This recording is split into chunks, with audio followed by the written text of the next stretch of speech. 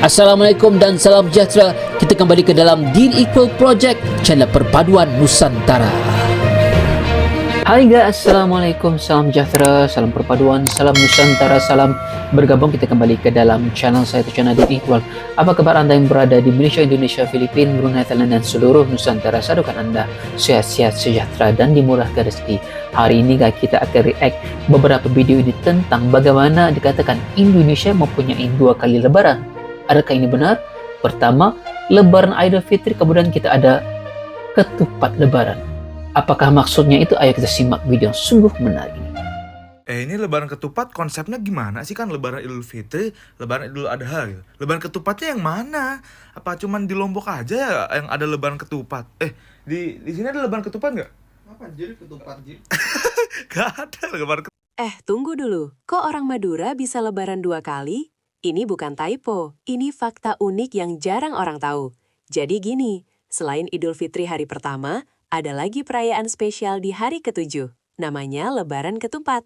Tradisi ini berasal dari kebiasaan orang Madura yang menjalankan puasa sunnah 6 hari di bulan Syawal setelah Lebaran. Nah, setelah 6 hari puasa selesai, hari ke-7 jadi momen balas dendam makan besar dengan ketupat dan lontong.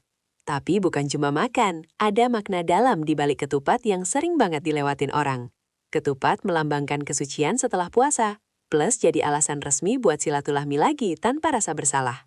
Yang paling seru, ada pantun Madura lucu, isinya doa, harapan, tapi juga curhat dompet habis lebaran. Mulai dari harapan hidup berkah, sampai utang numpuk, semuanya dibungkus humor khas yang relate banget. Jadi, lebaran ketupat itu gabungan ibadah, budaya, dan kebahagiaan sederhana yang bikin tradisi ini tetap hidup. Kalau di daerah kamu ada tradisi unik juga, tulis di komentar ya. Siapa tahu kita bahas di video berikutnya.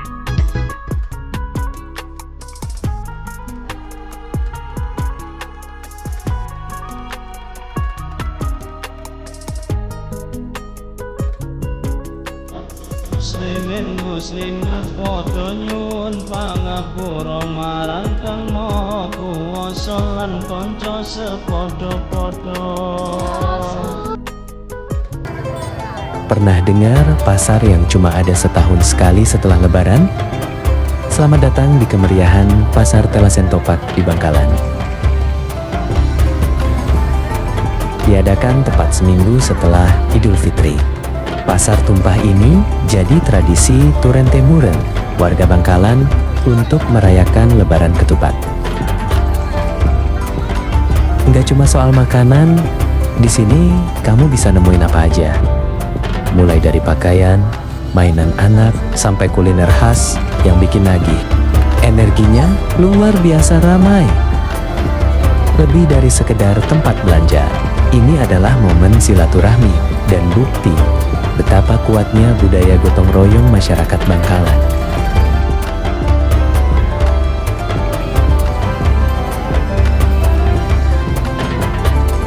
Jadi, kapan nih kamu mau mampir ke sini? Mari berkunjung dan meriahkan Telasen Topak di Bangkalan. Oke guys, ternyata beberapa orang Indonesia juga nggak paham juga tentang ketupat lebaran ini, ataupun saya saja yang tidak paham. Maksudnya ketupat lebaran ini adalah ini kepahaman saya 7 hari selepas bermulanya lebaran. Jadi mungkin hari ini ketupat lebaran ini adalah berlaku pada hari ke-7 ya, seminggu selepas 1 Syawal. Jadi ianya mempunyai tempat-tempat tertentu, tempat-tempat daerah provinsi, nggak semua tempat diraihkan lebaran ketupat ini. Tapi saya rasa lebaran ketupat itu hanyalah sekadar nama, tapi hanya sebenarnya adalah lebaran, masih lebaran Idul Fitri, cuma ianya semakin meriah pada hari ke-7. Itu mungkin pengetahuan saya. Kalau saya salah, sila betulkan saya. Dan kemudian apa yang saya paham, kebanyakan apabila namanya ketupat lebaran, maka juadah-juadahnya itu kebanyakannya adalah ketupat. Tetapi saya lihat variasinya banyak ya, jenis-jenis ketupatnya, serta dimakan dengan apa, dengan opor, dengan ayam, dengan kari dan macam-macam. Itu yang sungguh menariknya Indonesia. Ayo kita lihat video yang lain. Sumpah makan ketupat opor lebaran itu paling enak nggak pakai kuah opornya. Biarin aja dia tuh kayak benyek-benyek, becek-becek, nyoy gemoy gitu. Dan kayak udah dicocol-cocol aja sama bumbu rendang sama si sambal goreng atinya dan kentangnya itu yang merah merona. Kayak tiap lebaran udah gue tebak pasti ada aja yang nanya kayak kenapa nggak pakai kuah, kenapa kayak kering gitu doang. Dan selalu gue jawab dengan senyum. Artinya tuh kayak oh my god, ini tuh gue benar-benar mau menikmati setiap bumbu yang ada di setiap lauk ini. Yang dimana bumbu rempahnya aja tuh udah kental banget gitu loh. Jadi kayak gue memang aslinya kayak makannya satu-satu gitu. Kayak kuah opornya nanti gue gaduh di belakang. Dan ini yang masak adalah Mama Iko, keluarga dari Semarang. Menurut gue benar-benar otentik banget ya masakan ketupat opor lebaran di rumahan. Kayak bumbunya tuh medok banget ya, khas Semarang gitu deh. Gue tiap tahun gue kesini gue selalu cinta banget sama masakan di rumah. Jadi semoga tahun depan kayak gak ada yang nanya lagi kenapa gue gak pakai kuah opor. Lebaran ketupat semakin dekat. Warga Jaton di Gorontalo mulai siapkan dodol. Ayo kita lihat proses pembuatannya. Oke kawan, jadi hari ini kita ada di Kabupaten Gorontalo dan kita akan ada liputan pembuatan dodol. Nah, dodol itu biasa dibuat setelah Lebaran Idul Fitri karena memang setelah Lebaran Idul Fitri, sepekan setelah Lebaran Idul Fitri ada Hari Raya Ketupat yang biasanya dilaksanakan di wilayah ini. Nah kawan, memang dalam setiap perayaan Lebaran ketupat di sini yang menjadi unik juga termasuk dodol, selain ketupat dan nasi bolu tentunya.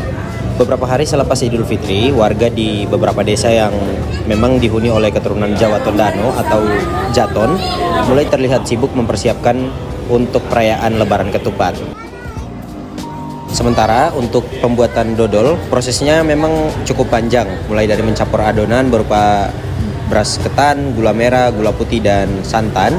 Akan dimasak menggunakan kayu api sembari diaduk selama 8 jam tanpa henti sebelum akhirnya dikemas dalam daun woka atau daun palem. Nah, nantinya cemilan ini akan menjadi pelengkap saat menyambut tamu yang datang ke rumah warga ketika Lebaran ketupat. Bahkan saking lakunya cemilan satu ini saat Lebaran ketupat, warga biasanya memasak dodol hingga puluhan kilogram hampir di setiap rumahnya.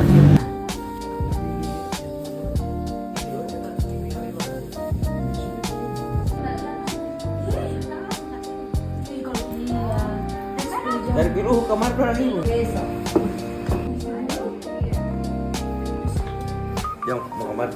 Kalau kamu Lebaran ketupat kali ini mau jalan kemana? Ibu, lagi apa? Selamat pagi. Open house lebaran ketupat. Wih, menunya apa, Bu? Lodok ayam suwir, ketupat sayur tewel. Sama apa lagi, Bu? Ketupat bakso Yang bikin siapa, Bu? Lah wong kamu sama Masmu gitu kok. Mbak Anjar, langganan belanjaku. Wih, ada saudara dari Pasuruan. Agak siang sedikit, jalan depan rumah sudah macet-macet. Saudara, famili atau teman-teman yang rumahnya agak jauh biasanya datangnya pas Lebaran ketupat. Ngobrol sana sini, ngumpul sama makan ketupat. Biasanya sekalian digunakan untuk ajang reuni keluarga atau teman-teman sekolah. Tamunya dari pagi sampai sore tidak berhenti. Biar capek tapi seneng. Ramainya ngalahin Lebaran pertama. Di kampung halaman saya, Kecamatan Durenan, Kabupaten Trenggalek, setiap hari Raya Idul Fitri, hari ke-8 ada namanya Lebaran Ketupat. Kecamatan Durenan diperingati pada 28 Maret, tepat di hari ke-8 setelah Idul Fitri. Ribuan warga pun bersiap menyambut tamu dengan sajian ketupat dan berbagai hidangan khas sebagai simbol syukur dan kebersamaan. Namun ada hal unik dari tradisi ini. Warga Durenan sengaja menahan diri untuk tidak bersilaturahmi sejak hari pertama hingga hari ke-7 Lebaran. Mereka memilih menuntaskan ibadah puasa 6 hari di bulan Syawal terlebih dahulu sebelum akhirnya saling berkunjung.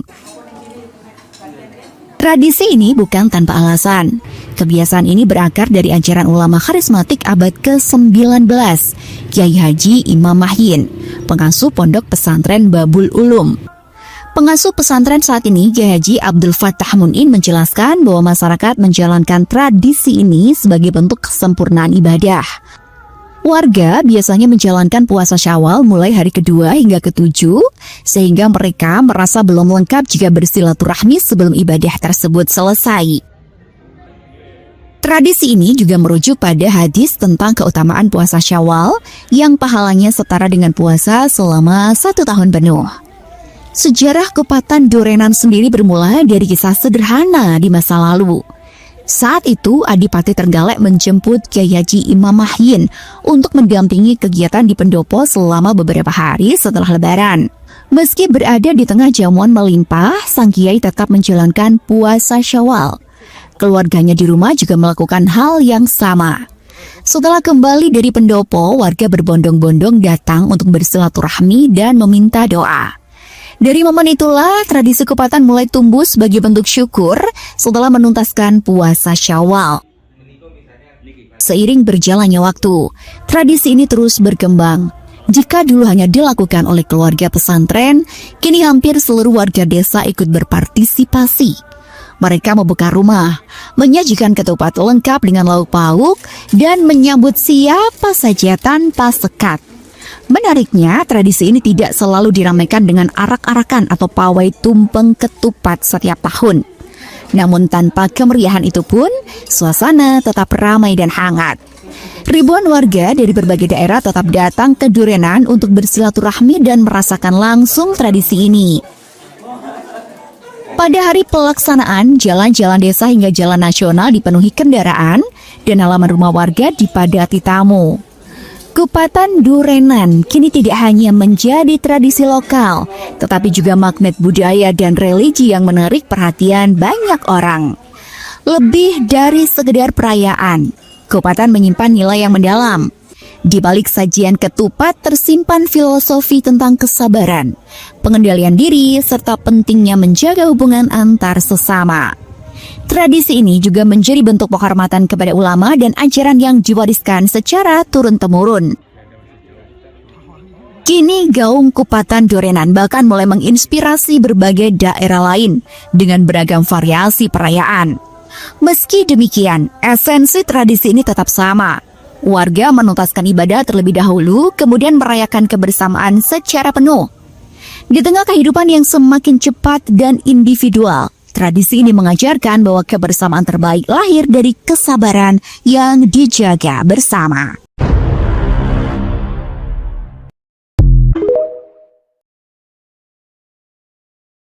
Wow guys, itu adalah perayaan Lebaran Ketupat.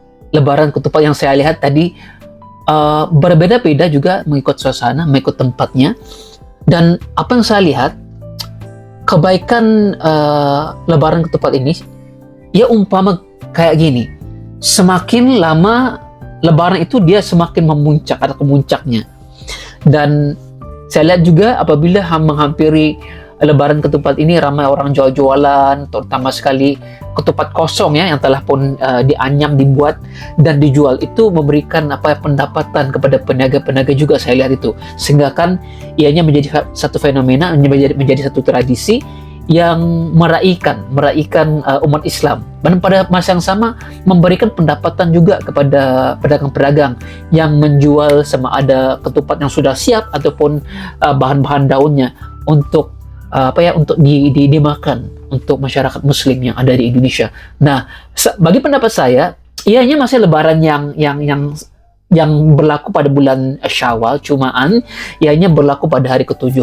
Dan saya lihat juga pemerintah juga mendukung ini tentang aktiviti ini, sambutan Lebaran Ketupat ini. Dan hingga kan saya lihat tadi ada videonya yang masih ada takbir keliling lagi pada malam pada hari Lebaran Ketupat ini. Masya Allah guys, semakin lama Lebaran itu semakin kemuncaknya semakin meriah saya lihat di sini.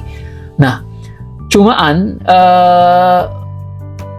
ianya mungkin tidak semeriah yang di awal-awal itu, karena saya percaya mungkin ketika berlakunya